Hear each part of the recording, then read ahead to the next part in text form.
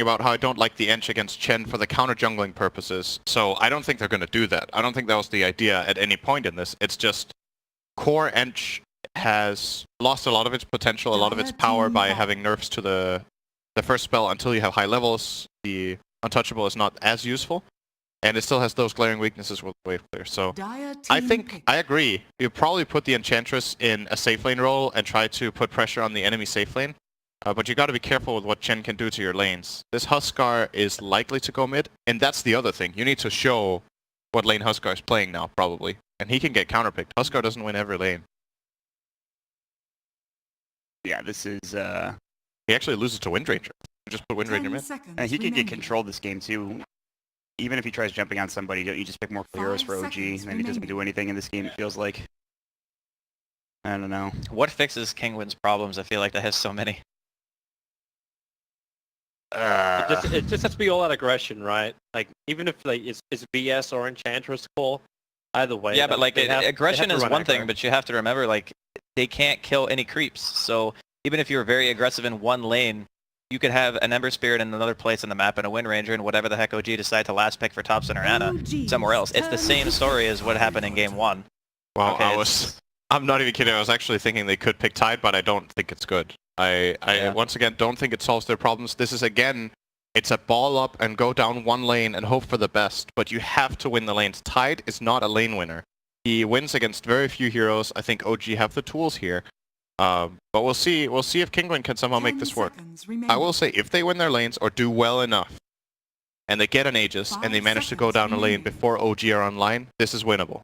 But the timing window and the difficulty of execution for this dire draft, I think, is really high. Like, this needs to be crisp. They're definitely putting themselves under pressure, which is a bit reminiscent of game 1. Like, the execution for the dire lineup was super difficult. The games are just hard to play. OG have some time to think here. What do they get? I feel like they would want to get a hero that just does well against Tidehunter. They got monkeys still available. Or actually, not against Tidehunter. They want a laner against Huskar. I think either they put Windranger mid for Thompson and get an offlaner for Mad, or they put Windranger offlane and counterpick the Huskar. They could just dual lane mid. They don't have to. I don't like that so much. I wouldn't like that solution as much as other options. The Chen will, because if you want to dual lane mid with Ember, because he's still gonna get crushed by Huskar. Either that or whatever they pick for Thompson, assuming Ana's playing him. I speak for the That's a hero that can lane against us. Yeah. This is a team that's like, okay, they have one play, which is to go down the lane. We're gonna split push. It's Thompson, that's basically it. Yeah, it is. And Mad is gonna be playing here. I like this pick a lot. I think this is. It just shows that OG understand what they're up against. This to me is, okay, we're gonna have a strong laner who can join fights early, and if the enemy team start trying to ball up, he will be split pushing like crazy. So he's putting so much pressure on them. Like when they start going down a lane, you put a clock on them basically. Because Fieren's pushing somewhere else. Who's going to defend? This lineup has 0 catch from Kinguin as well. No way of actually stopping the Furion. It is completely all in. So it sounds like you guys are pretty, I think I know what team you're pulling for in this game. Yeah, I feel like this is a pretty big outdraft. I would be shocked if OG did. Yeah. That's, and Kinguin already down at 1. The good news is there's a lower bracket, but OG clearly dominant in game 1. Looking like it's going to be more of the same in game 2. They do have a Huskar. I mean, you kind of can rely on this hero to take over the game, but the big issue, like you guys were talking about, is wave. Whoa, what is? Okay, my map is all screwed up, but anyway, we'll give it to. Sorry, but mine did the same thing. Mort. It was real screwy. It was like upside down, wasn't it, or something? Yeah, it was upside down and in the bottom right corner. I got really confused for a second, but that'll do it for me and Andy. So Toby, Sin, you guys take it away for game number 2. Alright, so now that we've established the fact that this game is going to be really close and the draft's like massively like not won by one side, this game should be interesting now, right? I mean, once again, there is a chance, right? It's not like the dire auto lose. There's just some games where you look at the draft and you feel like, I favor this team 9 out of 10 times in this game, and that's how I feel about the dire. That doesn't mean they can't win, but I will be able to give you an almost 100% accurate assessment of this game minute 10. If they will be winning this game or not. There is so much pressure. I will check in at minute 10. Begin the countdown, everybody. 30 seconds to battle. Minute 10. I want to see how this aggro lane goes. Like, because with the VS, Ench, Oracle, like how much do they actually get? And who do they get it against? Like you know, Ana's gonna be running in the safe lane, but Notel can rotate down there. The Chen can also move over too. Ench is.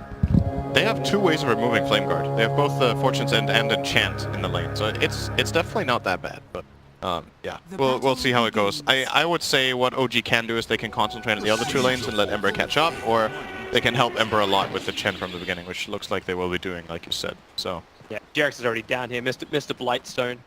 Before we truly get into this game, I just want to say whether or not Kinguin do lose this game like we are expecting them to, it's at least nice to see them like coming in with a plan and being creative and doing something else. But sometimes you can be a bit too cute or a bit too creative and your lineup just doesn't work very well. I'm saying that before the game even starts. I hope they have a good showing here and that it gets a bit more exciting than that, but at least they thought through some fun stuff. They definitely have been I'm sure OG are surprised. I'll tell you that. They were not expecting these two drafts, so it's something different from them, for sure. Yeah. I'm wondering too if that's when OG, like seeing that Seb's hero pool, like when he had 5 of his heroes being banned out, and then being able to pick up the Spirit Breaker and still make it so effective in the synergy with IO, just shows better things for OG. You don't always get the exact draft you planned for, you can still do some good work. I'm watching this mid lane. Observer Ward's being planted down, but it's Alicia who's going to get zoned out by Jerax. I think you also saw the Observer Ward being planted.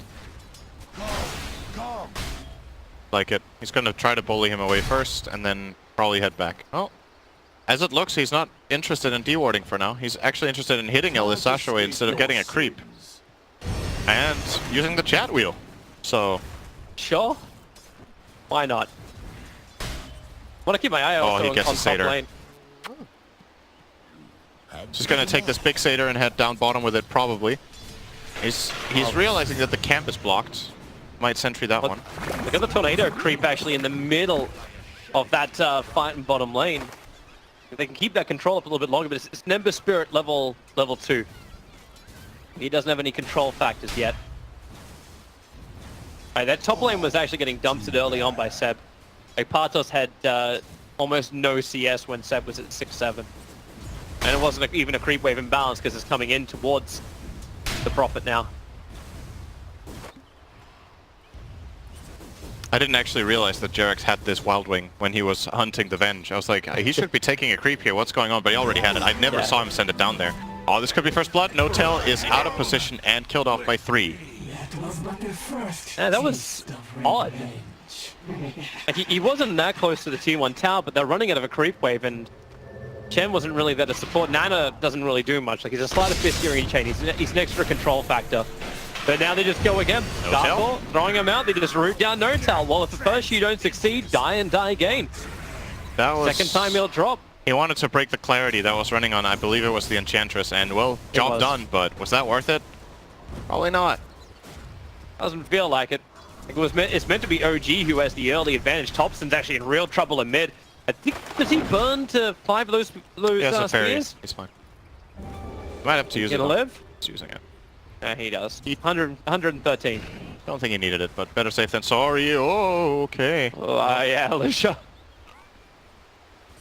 I had that magic missile, me watching as well for this rotation. Darkor. The Tornado's being a real pain in the butt to Kinguin's offlane, but they've still got 13-3 onto Exotic Deer. And the harassment into Anna's been quite good too. And they're going again for mid. Windrun goes down. Nisha doesn't have 6 yet. But they were looking to use the illusion room from the VS to try and go again onto Thompson. Yeah, this is a nice lane matchup for Windrunner, so they actually feel like they might need to help the Huskar. This is a refreshing change for us to see a game where Huskar needs help in lane, because it feels like almost every game we've seen from both EU and NA qualifiers, the Huskars just had a free game, generally by being picked last, but you know, Kinguin picked it into Windrunner, and they didn't pick it last. So OG had time to plan for it and figure out what lane they want to do, and this is fine. Windrunner holds on. Kako's in a lot of trouble in the trees. One more hit will do the job, but then you see him inside the fog of war. Moving up, the Hadouken creep, it's looking, but already Kako run down south, so they get the stun of the Jerax. He's still looking for his target. Now he'll get the information. They know where he is. Sleight of Fist is still on cooldown for Anna. And the Hadouken, it misses again! The juking from Oracle. Nice one. Meaning that OG continue to be killless in this bottom lane, but maybe not for much longer. No Tell in through the trees. This time the Hadouken connects. And Anna is the one to get the kill into the Enchantress. So, since we've got a bit of a try versus try situation, which isn't that common, it obviously makes the offlane special in this game. It's a safe lane tied against an offlane Furion, and that lane right now is being won relatively comfortably by Mad. 3 bounty runes for OG here as well, so Is getting a Nisha little dead? more advantage. No. Sorry, never mind. Inner Vitality. Gotta remember. Balanced ability. The bottom lane, they're gonna try and go for exotic gear, but no more control. Actually, holding back with the Hadouken, knowing exotic gear still has those heavy one charges, and Ana had to use his own stick charges to complete the send back. They need to be But careful. they finally get that rotation in towards mid lane, so Notal holding the stun as long as he possibly can. Nisha, with those stick charges, they even were bringing in the Wrath of Nature. Not that there's a lot of damage to a Huskar. You need to be a bit careful with the send back bottom, right? They have 2 dispels. Both the enchant. Oh, he's dead, by the way. Yeah. And Fortune's End should be able to purge off that Holy Persuasion, but maybe both of them were used when he did it. At least I saw enchant being on cooldown, so he didn't I get on out said of. that Wrath of Nature wasn't going to do a lot of damage by Nature's Prophet in towards the mid, who Thompson just dies. It actually hit the Enchantress so hard that Yeah. Ana had that opportunity. Don't think so. Oh wait, no, I couldn't. Dire structures are fortified. But this is still looking good for OG. They're down 1 kill, but they're up 1k gold. Keeping the hex so going. much damage. That Harpy's doing so much work too. Just that range damage across the trees allows Ana to get the last hit in.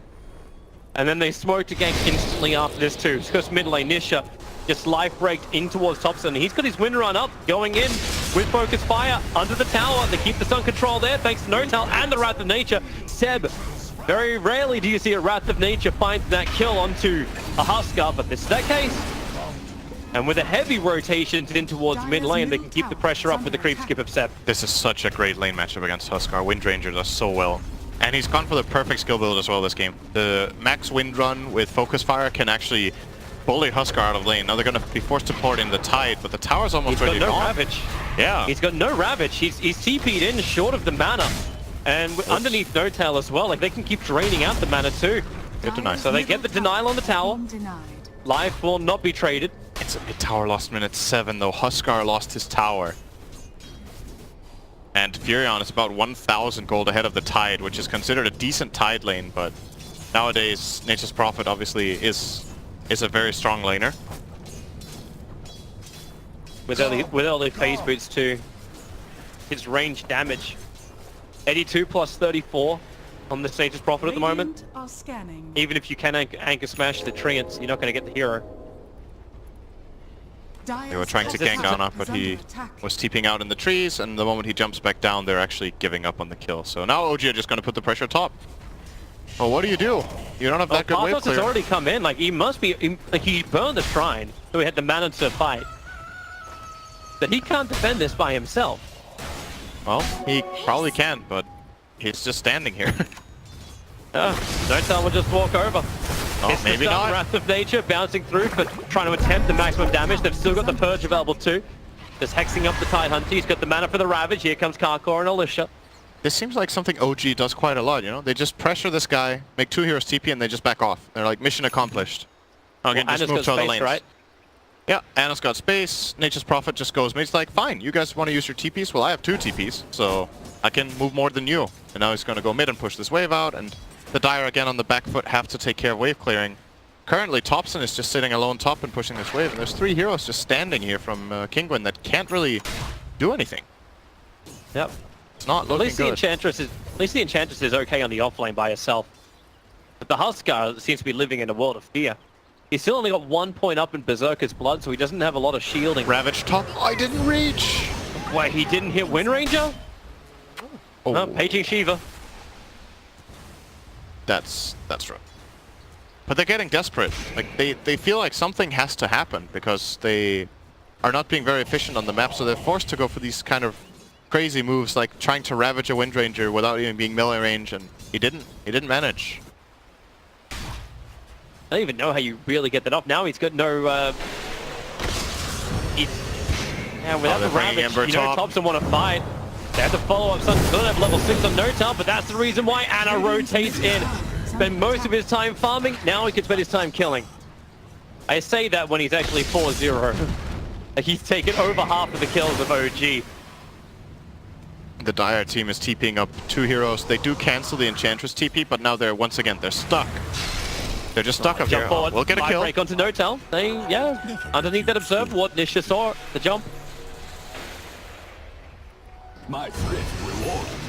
So now they get, they also get the runes. Was that all 4? Yeah. They got all 4 Yeah, but runes and forced them up there. Big win. And you lost a Lion.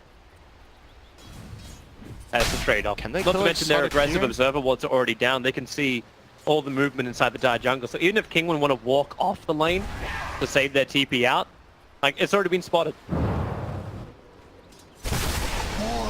Well, they failed to gank their bottom OG. They were looking for the Enchantress with the Purge creep, but didn't cast it or wasn't in range, and No-Tail was a bit too far away. He has his level 6 on this Lion, so wants to ideally just blow up this Ench with Finger of Death. And it's gonna hurt like that. That's a good win. That Penitence. was 100% to 0. Nisha's dying in the meantime because Seb's Wrath of Nature were connected on him. Thompson was chasing him. That's Penitence plus a full Lion Burst on a 700 HP hero. You die. Oh. Tidehunter's in trouble as well. Still has no Ravage. They control him in the Sprout. Dire's You wait until the time that Orchid comes in from Nature's Prophet. Partos says, like, there's too much damage, there's too much control, there's too much of a creep wave. Like, the whole panel was saying it, right? How the hell do you counter push? You try and find kills, but then OG just torn away on the bottom lane. There's always a Sem back, and then you look towards the top lane. Huskar's TPing in. Anna's TPing out, but Jirax, Penitence is out. Oops. Anna's already jumped back. Jirax a little bit too far away from the rest of his team. And the Purge Group's trying to buy it some distance. The Searing Chains, Hand of God, Jirax still has the life of the TP towards the Shrine. VS wants this. And he'll have it. Magic Missile to ensure the kill. T-Rex was blocked by his own creeps for like a good 3 sec. That's why he got jumped by Nisha. A bit of a miss micro there, but it's not the biggest deal. They still got a tower. The rotation is still forced regardless, both Venge and the Oracle coming in, and Ana will be getting out of there just fine, I think. Oh, he's starting to drop really low. No, he's Bottle charges available. Yep. He has the Boots of Travel, so again, OG with just the understanding of what Kinguin's lineup needs to do and can't do. So now both Ember and Nature's Prophet will be pushing lanes very effectively, splitting up the map. I can't believe like the net worth all 3 of them have got, like Wind Ranger as well. Thompson's found so much time just to farm in the lanes as well. That's a 6.6k net worth Nature's Prophet. Yeah, Seb's got an Orchid, minute 12. Orchid phase, Yeah. Aquila. He's rich. He's going to TP back to base to pick it up, and now he has the TP spell. I'm interested to see like who his priority target is from the clients with the Orchid. Lion, trouble, Notel, probably wasn't expecting that many heroes, get swapped up the hill, and not taking any chances for him to run away.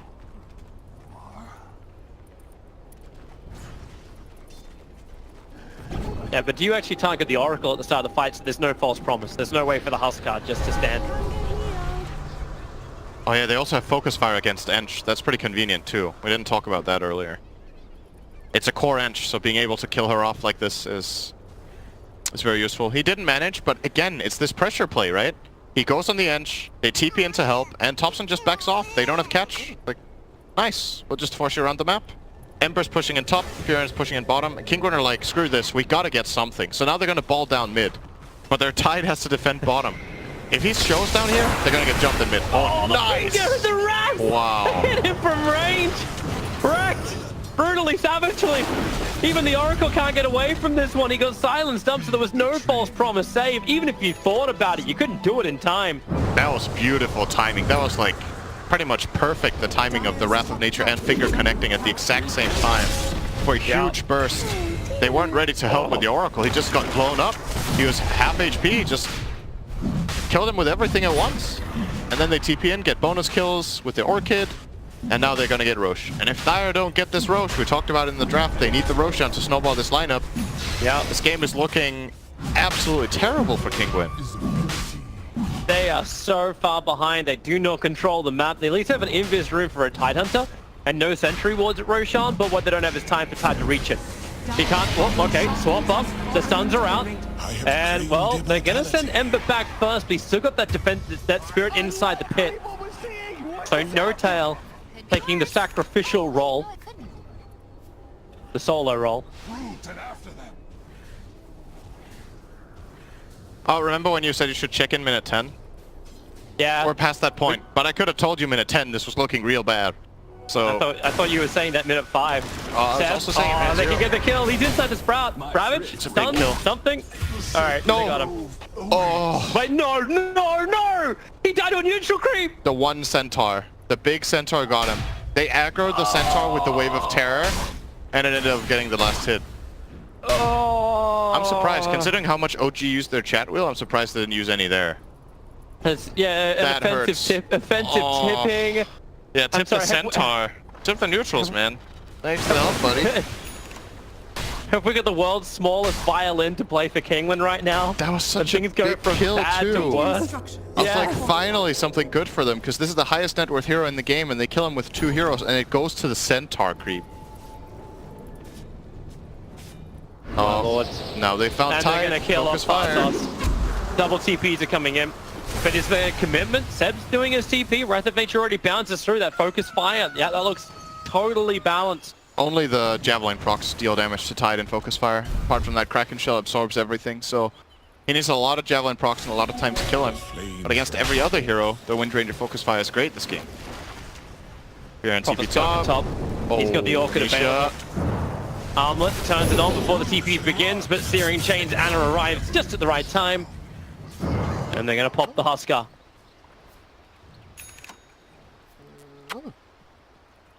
Dire's bottom tower That is under creepy. attack. I like It's so creepy. Funnily creepy. Well, Tide has a blink dagger, so they got initiation. Dire's Does top Kinguin tower have is under smokes attack. ready? They got one smoke on the Dire's Vengeful structures Spirit are they could fortified. potentially use. But they're also losing bottom lane. It's almost too easy for Top to just keep the pressure on bottom lane.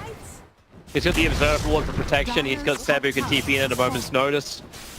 Even They're close Anna to with top tower. BTs can... They're just so global.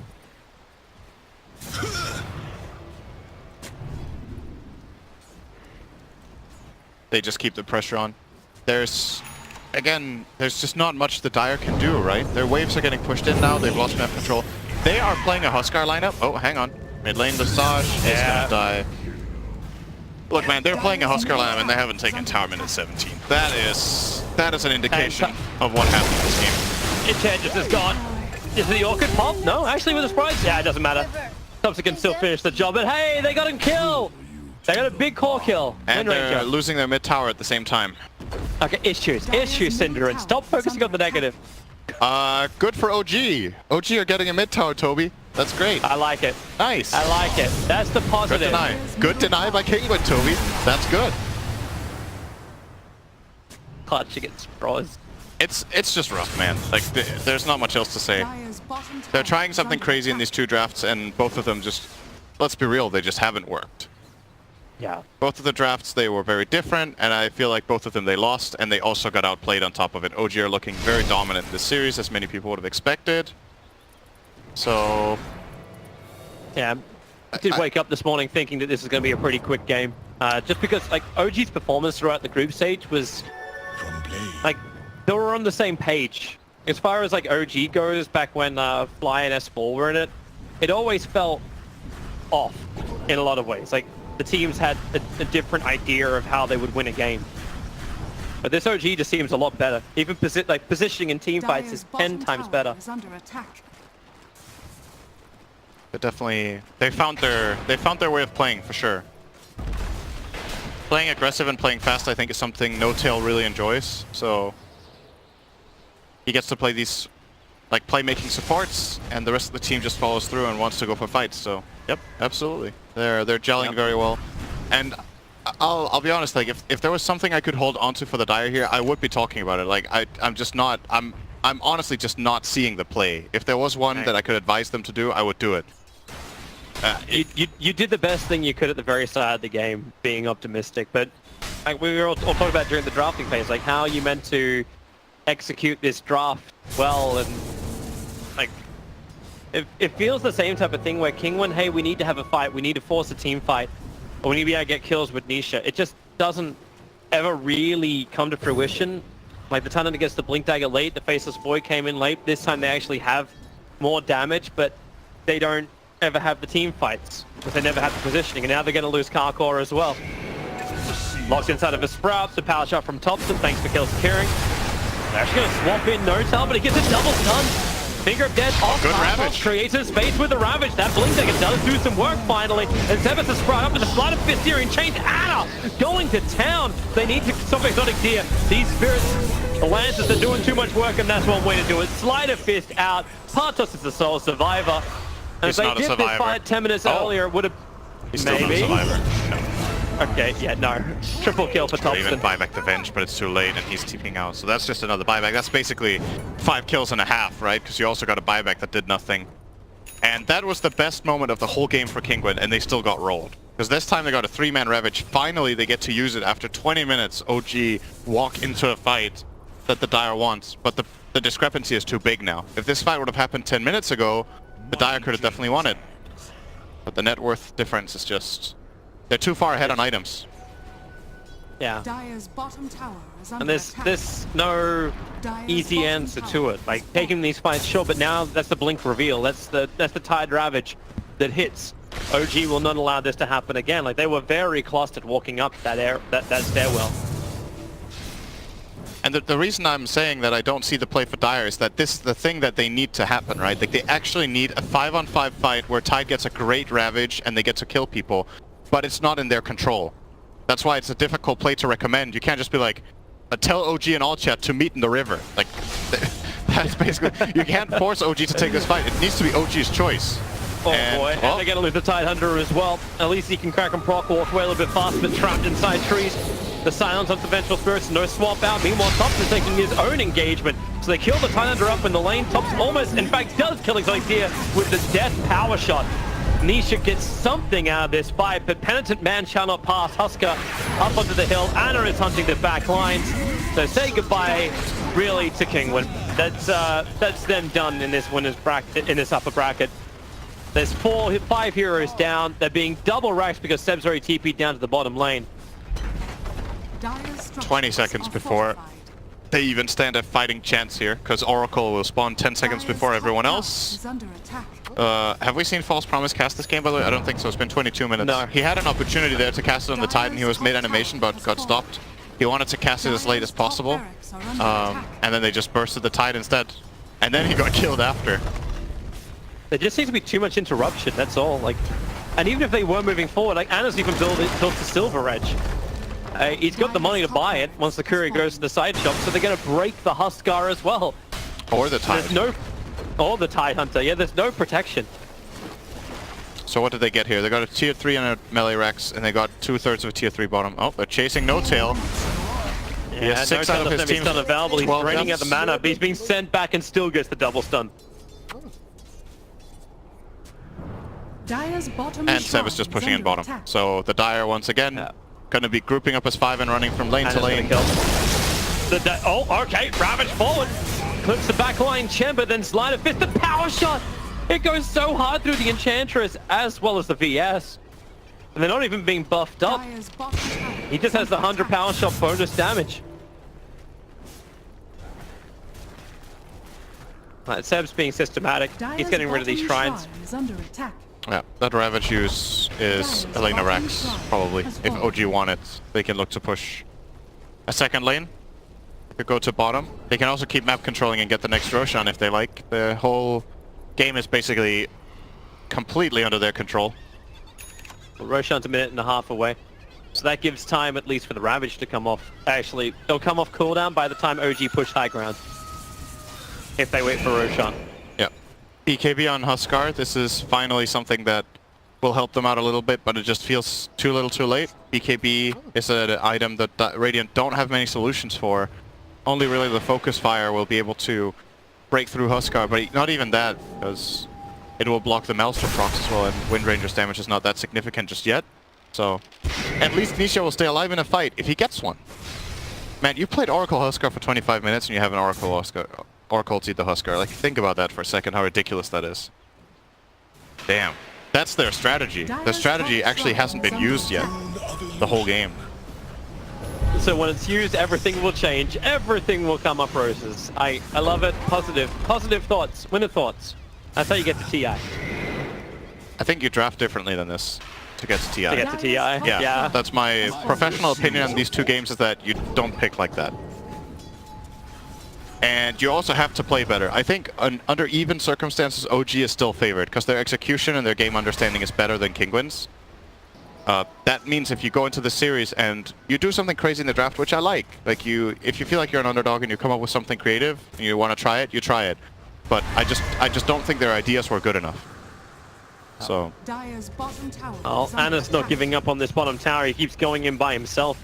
Huskar's back TP actually got cancelled. cancelled, so yeah, he actually finishes the tier 3 tower on bottom lane. And Anna goes into Silver Edge, so he's looking to hit Exotic Deer. So now there's no one touch. We'll beat through him, and hey, false promise! Yep. Saving the Enchantress. That's true, that's the third hero they can Silver Edge.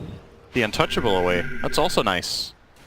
Oh, he stays alive. That's a false promise, and a Roche for the Radiants. Yeah. This They one just has bought the time. cheese. I do believe this cheese will be going to Thompson, and they will put the Aegis on Anna. Thank you, Bess. Anna gets Aegis, and Anna gets cheese. He's probably going to pass it on, though. Or maybe they want I to know have both. BT to that creep on bottom. There's just a set of Mind Stealers sitting there. So he's always got a unit that you can just bounce back to bottom lane That's on. really nice. Nice little detail from OG there. And Anna, under the Break his sentry flame wall. guard. He knows he's visible.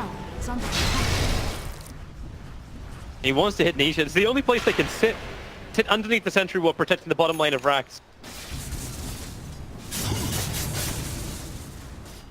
Split push is on. Ty's defending top, so you don't have the Ravage on bottom lane just yet. At least they've got it off cooldown. But they're letting bottom lane go.